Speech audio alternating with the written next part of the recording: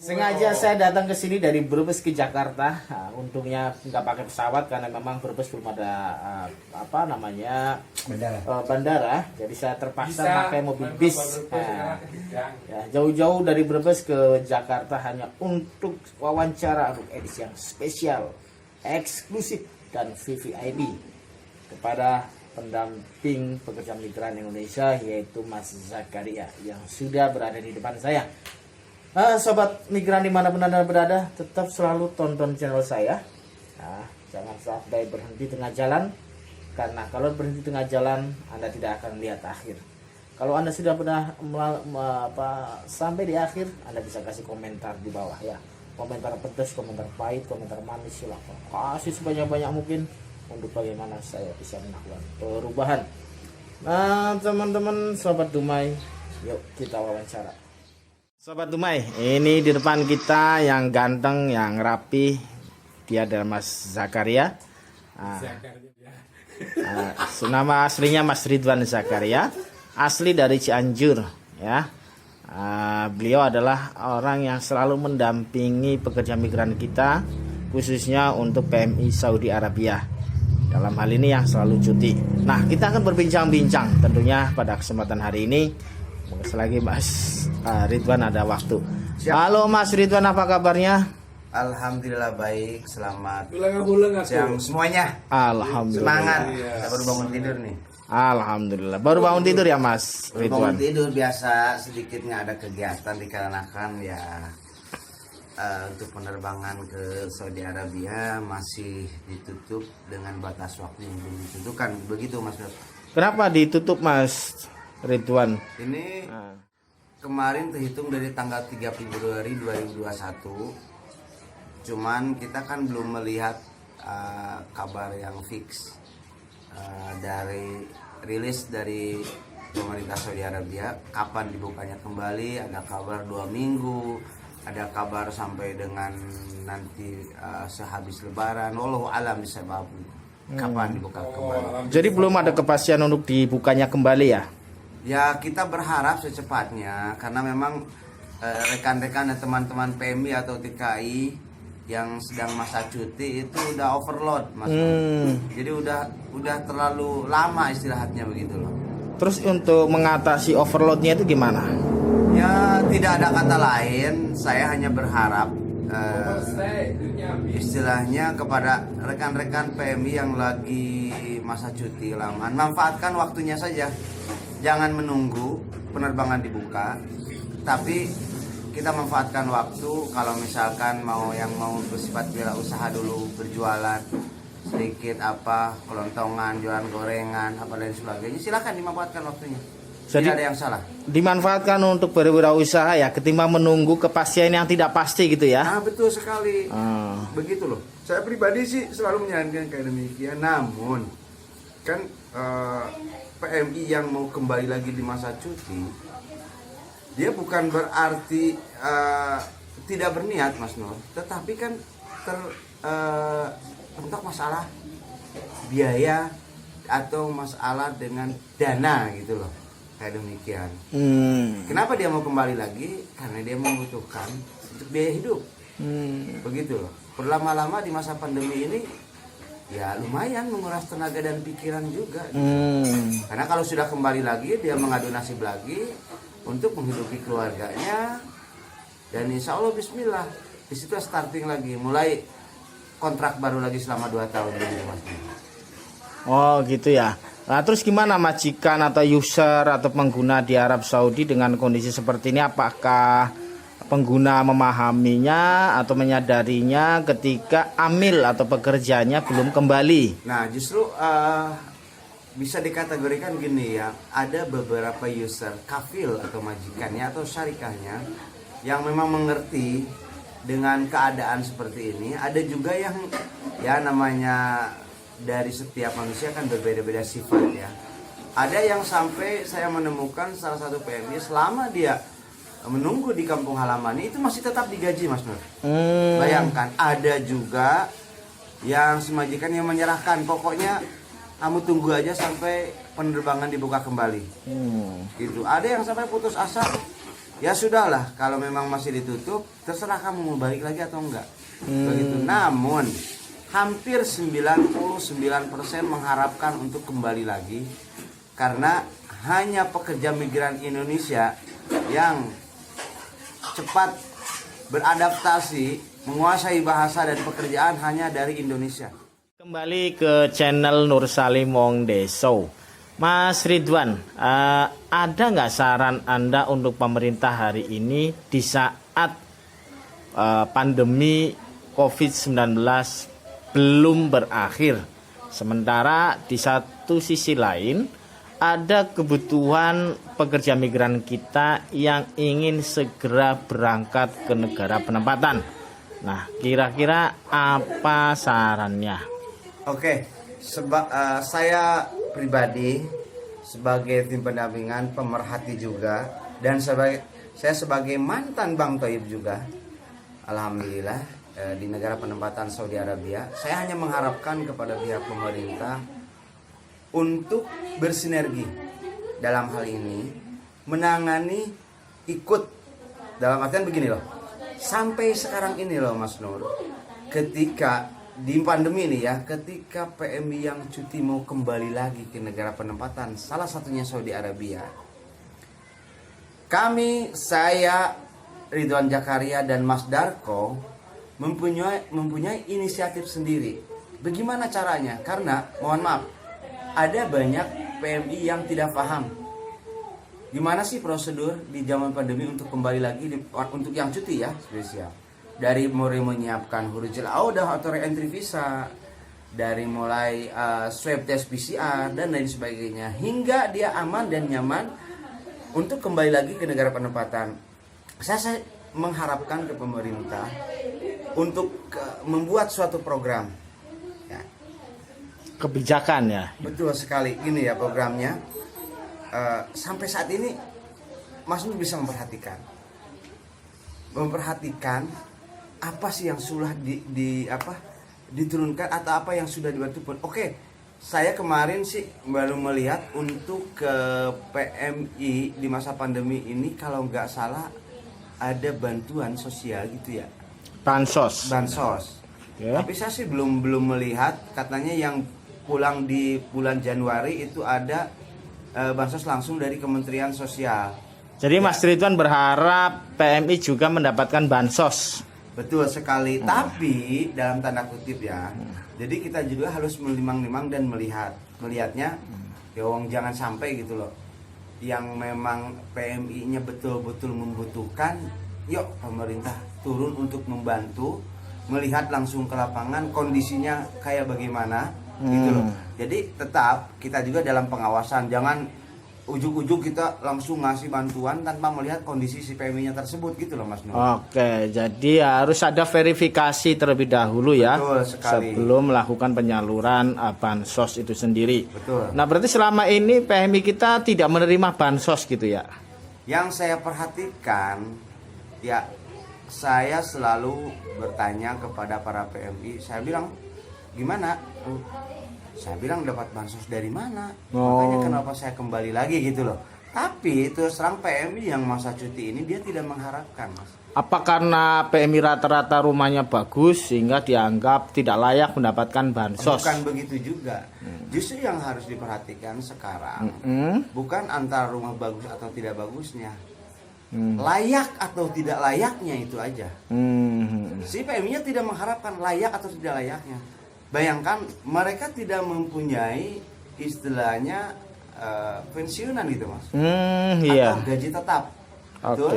Karena dia pekerja migran Indonesia secara mandiri kan. Oke. Gitu. Jadi tidak mempunyai penghasilan terkecuali memang dia yang sudah terbuka untuk berbisnis di Indonesia, memanfaatkan waktu. Tapi kan saya juga sering bertanya, kamu selama ini bagaimana gitu loh. Enggak, saya hanya menunggu aja. Mungkin ada yang punya sawah, dia nyangkul dulu, nungguin sawahnya sampai panen gitu kan. Ada yang punya kebun berkebun, gitu loh.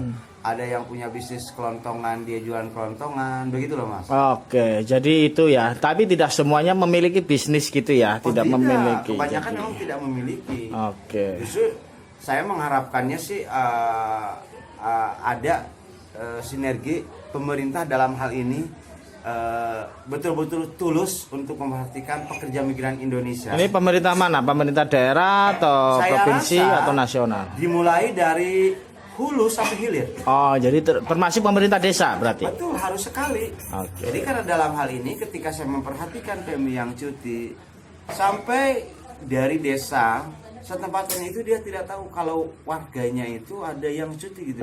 Jadi pemerintah desa itu nggak tahu sama sekali ya? Ada dikarenakan ya walau alam dia istilahnya dikarenakan mungkin dulu ketika prosesnya itu tidak melalui LTSA itu ya Mas. Oh iya, Mulai dilibatkan dari layanan terpadu satu pintu. Betul.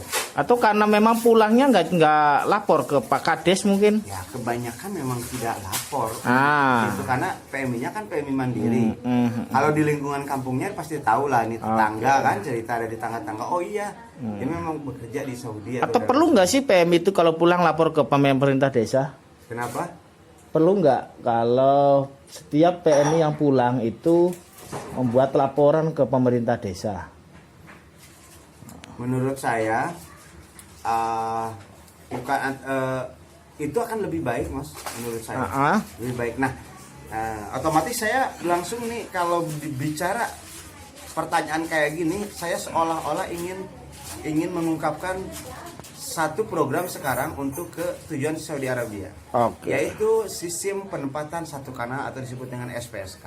SPSK itu apa? Itu sistem penempatan satu kanal. Penempatan satu kanal. Betul. Kanal itu apa? Satu atap gitu.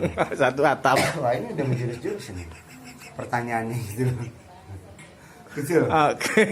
Jadi ini saya sangat mendukung sekali karena melibatkan dari mulai RT RW, desa, kecamatan, kabupaten, disnaker setempat, daerah, provinsi sampai ke pusat. Itu teorinya, prakteknya gimana sejauh ini? Ya begini loh Mas.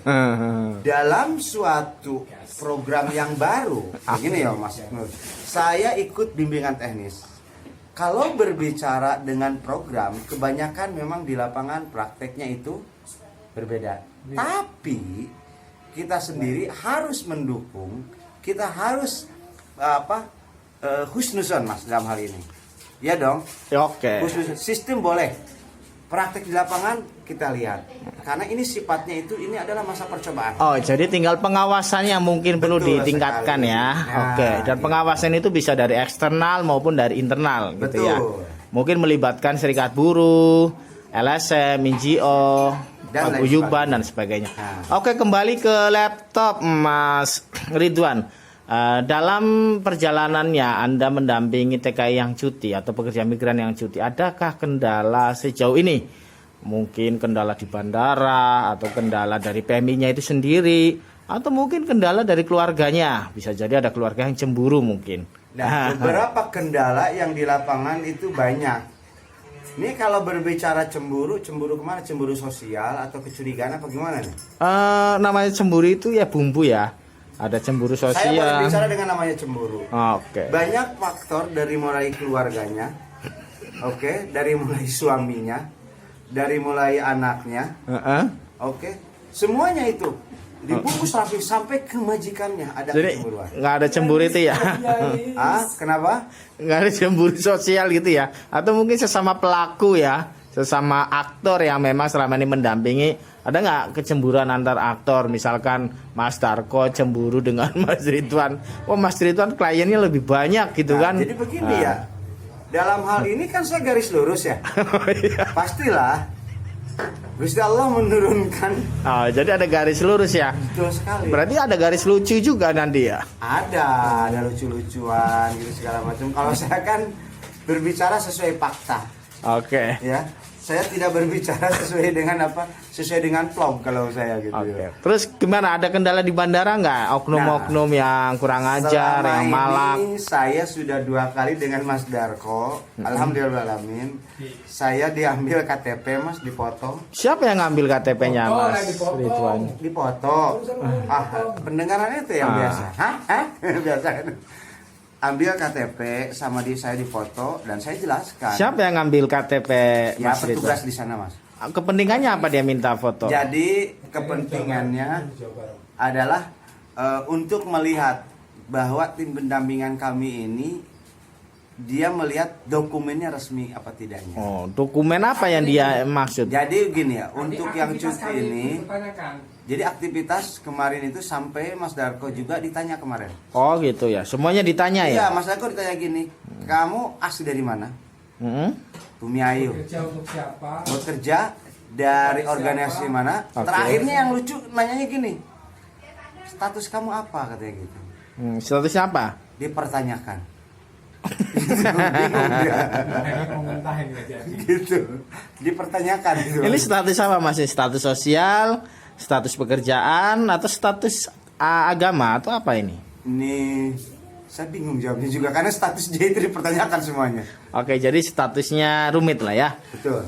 Oke, Mas Ridwan.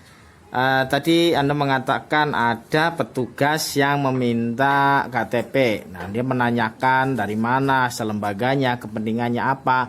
Mungkin itu dalam rangka ini kali ya. Salah satu pengawasan pemerintah ya. Betul. Untuk meminimalisir percaloan ya. Betul. Mungkin dari bandara menganggap Mas Ridwan itu calo atau makelar ya. Betul, betul. Dan ternyata mereka salah menduga karena Mas Ridwan ini punya surat tugas dari lembaganya, dari organisasinya secara resmi. Jadi dan terusnya juga langsung dengan Pak Ketuanya, dalam hal ini Pak siapa ketuanya? Pak Ridwan, ketuanya PMISA. Pak Darko. Pak Dargo ini ketuanya. Sekjen dia. Oh, sekjen. Sekjen. Nah, ini berarti tapi ketum dia. Ya, di Indonesia dia yang memegang. Ya, Oke. untuk saya adalah pemegang pelaksana tugas ketua Oke. umum untuk kegiatan BMS di Jakarta. Saya pemegang surat kuasa. Cuci dulu matanya masih merah. Ini teman-teman, ini yang kita kenal dengan Mas Darko ya. Dan Assalamualaikum. Kepanjangannya? tapi nanti kita wawancaranya satu-satu dulu ya Mas Darko. Ini kita lagi eksklusif dengan Mas Ridwan Zakaria. Kembali ke laptop Mas Ridwan, bahwa hari ini itu profesi Anda selalu melakukan pendampingan terhadap teman-teman pekerja migran Indonesia, khususnya Saudi Arabia. Nah, pernahkah Mas Ridwan dalam hal ini komunikasi langsung dengan pihak user, dengan majikan ketika di perjalanannya itu mengalami kendala? Apakah mungkin mengabari, menginformasikan dengan bahasa Arab mungkin, atau mungkin dengan bahasa Sunda? Biasanya ada juga majikan yang memahami bahasa Sunda. Kira-kira gimana Mas sejauh ini? Sejauh ini ada, saya komunikasi langsung sampai dari mulai berangkat dari kampung halamannya, oke? Dari mulai pengurusan swab test PCR sampai ke rumah singgah, memastikan dia di bandara, memastikan dia ketika dia udah di tempat duduk menuju sebelum masuk ke pesawat, hingga dia mendarat di sana saya memonitor terus. Oke, berarti ada komunikasi yang terbangun ya dari awal sampai akhir dengan pihak pengguna atau Betul sekali, atau dan itu syarikat. justru yang saya harapkan, itu saya komunikasi langsung dengan syarikah majikannya atau kafilnya. Kalau boleh tahu komunikasinya dengan menggunakan bahasa apa sejauh ini? Bahasa Arab, bahasa Inggris, bahasa Indonesia? Saya selalu menggunakan bahasa yang pernah saya bekerja di sana, yaitu dengan bahasa Arab. Bisa contohkan dengan penggunaan bahasa Arab mungkin? Baik, semisal gini ya, dari majikan, Assalamualaikum. Waalaikumsalam. Khaif halik ya Ridwan. Alhamdulillah, baik-baik saja. وكيف الخدمة؟ خلاص اطلع من البيت؟ Lisa. ليش ايش مشكلة؟ La ana khalas transfer yani mungkin. Transfer. Transfer. Bukan begitu. Jadi bukan halas transfer. Jadi ini menunjuknya kepada transfer. Alasan nama fi maklum takalam ana baswaya-swaya. Suya. Jadi kebangun komunikasi dengan bahasa Arab ini semisal sebabnya Assalamualaikum, Waalaikumsalam, Baba kif halik, insyaallah. Kif al-khidmah itla fil bait? Wallahi adihin ana بالطريق. طيب جبت لك يا رضوان، شوف لك كيف امورك، شوف كيف الى هو يطلع الطياره. طيب ابشر ولا هم. jai min bed terus ala wadi ala makan hak ikhtibar toib kuliah mantap disuruh masya Allah tabarakallah halas wadi wakaf saya pi musik. Jadi teman-teman, tadi kita sudah wawancara yang menarik sekali dengan Mas Ridwan. Tidak hanya pengetahuan yang dibutuhkan untuk menjadi seorang pendamping, tapi juga skill kemampuan dalam berbahasa Arab itu sangat dibutuhkan sekali. Pentingnya komunikasi dengan pihak user, pengguna, atau syarikah di sana ini menjadi kunci utama pendampingan itu bisa sukses. Nah teman-teman, dimanapun Anda berada, tentunya obrolan kita masih baru kupas kulit kacang saja ya. Kita akan memperdalam lagi di episode berikutnya. Untuk itu teman-teman, diinformasikan bahwa bagi pekerja migran Indonesia yang ingin berangkat lagi ke luar negeri, dalam arti yang hari ini masih cuti di Indonesia dan belum berangkat karena di masa pandemi seperti ini, ketika nanti waktunya tiba dibuka kembali dan ingin mendapatkan pendampingan, nanti teman-teman bisa menghubungi nomor di bawah ini ya, atas nama Mas Ridwan Zakaria. Nah, ini saya percayakan pendampingan ke Mas Ridwan 100% amanah, jujur, garis lurus, bukan garis lucu ya. Oke teman-teman, selamat sore dan sampai berjumpa kembali dengan kami Channel Wong Desa. Saksikan episode selanjutnya, masih wawancara bersama Mas Ridwan Zakaria.